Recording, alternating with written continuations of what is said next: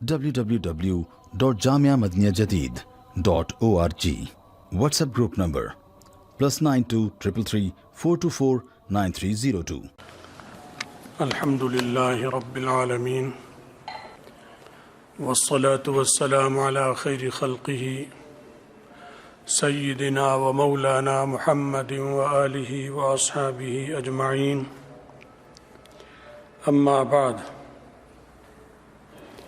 ایک عمل ہے جو اللہ تعالیٰ کو بہت پسند ہے، اس کو کہتے ہیں توکل، اردو میں ترجمہ بھروسہ، توکل کرنا، بھروسہ کرنا، ماں باپ پر نہیں، گاڑی پر، زمین جائیداد پر، اس پر بھی نہیں. یہ تو کافر کرتا ہے. کافر بھروسہ کرتا ہے فوج پر، ہتھیار پر، طاقت پر، سلطنت پر، بچوں پر، اولاد پر، روپے پیسے پر. یہ کافر کا کام ہے. یہی توکل اسلام نے مسلمان کو سکھایا، لیکن رخ بدل دیا کہ اللہ پہ کرنا ہے، سامان پہ نہیں کرنا. یہ ایک ایسی چیز ہے جس کا تعلق دل سے ہے، قلبی کیفیت ہے. توکل دل سے ہوتا ہے، ہاتھ پاؤں کا عمل نہیں ہے. لیکن اس سے فائدہ ہاتھ، پاؤں، جسم، اولاد، خاندان، جائیداد، ملک، سلطنت سب کو پہنچتا ہے. قلبی کیفیت کا تعلق ہر چیز سے ہو جاتا ہے. قلب درست تو سلطنت بھی درست، قلب صحیح تو فوج بھی صحیح، قلب صحیح ہے تو سپاہی بھی درست ہے، اور قلب صحیح تو افسر بھی اچھا اور ماتحت بھی اچھا، ورنہ سب برے ہو جاتے ہیں. تو مسلمان کا کام بھی ہے بھروسہ کرنا، کیونکہ دنیا میں بھروسے کے بغیر نظام چل ہی نہیں سکتا.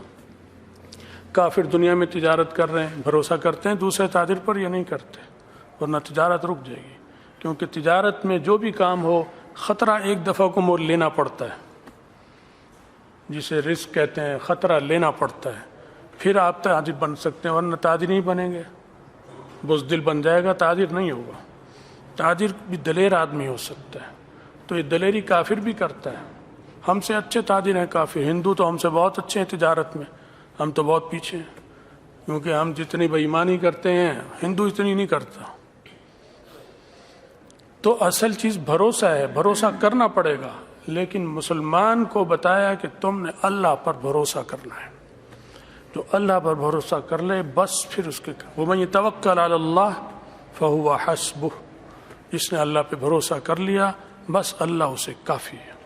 یعنی اللہ اس کی سلطنت کے لیے بھی کافی ہے، اللہ اس کے بچوں کی بھی کفایت کرے گا، اس کی سلطنت کی، اس کے گھر کی، اس کی اپنی جان کی، اس کے مال اور عزت آبرو سب کی کفایت اللہ کرے گا. وَمَن يَتَوَكَّلْ عَلَى اللَّهِ فَهُوَ حَسْبُهُ. وَمَن يَتَوَكَّلْ عَلَى الْمَالِ. جس نے مال پہ بھروسہ کیا وہ کافی نہیں ہوگا. مال اسے ہو ہی نہیں سکتا. مال تو دغا دے دیتا ہے. آپ سب کچھ خرچ کریں پھر بھی مقصد پورا نہیں ہوتا. تو مال کچھ نہیں ہے. اللہ کی ذات ہے. جب اس پہ غریب بھی توکل کر لے گا تو اس کا بھی بیڑا پار ہو جائے گا. مالدار کرے گا تو اس کا بھی بیڑا پار ہو جائے گا، اور نہیں کرے گا تو جس کو چاہے وہ ڈبو دے، برباد کر دے، وہ بے نیاز ہے.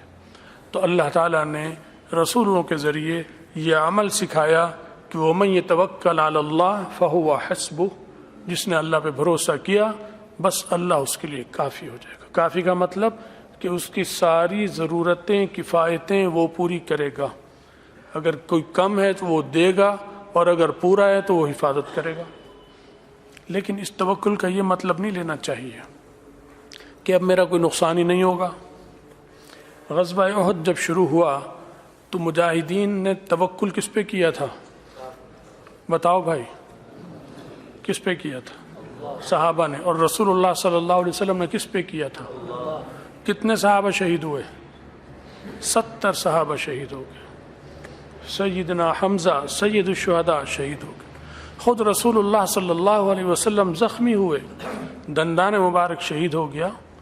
تو یہ مطلب نہ لے توکل کا. میں نے تو تقریر سنی تھی، انہوں نے آیت پڑھ کر سنائی تھی کہ بس اللہ پہ توکل کرنا، بیڑا پار ہے، اور میں نے تو توکل کیا، میرا تو یہ نقصان ہو گیا. نقصان ہوں گے، یہ آزمائش ہوگی، یہ دنیا آزمائش کی جگہ ہے. اتار چڑھاؤ ہوتا رہے گا، یہ آزمائش کی جگہ ہے دنیا.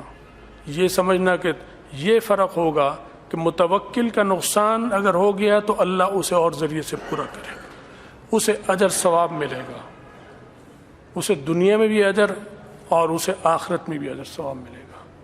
سمجھ گئے؟ توکل نہیں کیا تو نقصان بھی ہوگا اور اس نقصان کا بدل اور اس پر اجر و ثواب بھی کچھ نہیں ملے گا. تو توکل بہت بڑی نعمت ہے. اللہ ہمیں بھی نصیب کرے، آپ کو بھی نصیب فرمائے، ہم سب کا خاتمہ ایمان پر فرمائے اور آخرت میں رسول اللہ صلی اللہ علیہ وسلم کی شفاعت اور ان کا ساتھ نصیب فرمائے. وآخر دعوانا ان الحمد للہ رب العالمین. کچھ حضرات کی پچھلے ہفتے وفات ہوئی ہے.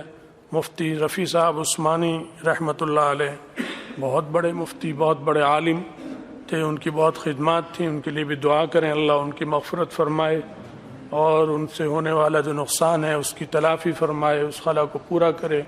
اور بھی کچھ حضرات علماء کی وفات ہوئی ہے، سب کے لیے دعا کیجیے، اللہ سب کی مغفرت فرمائے، پسماندگان کو صبر جمیل عطا فرمائے. بیماروں نے دعاؤں کے لیے کہلایا ہے، ان کے لیے دعا کیجیے، اللہ انہیں شفائے کاملہ اور عاجلہ عطا فرمائے. وآخر دعوانا الحمد للہ.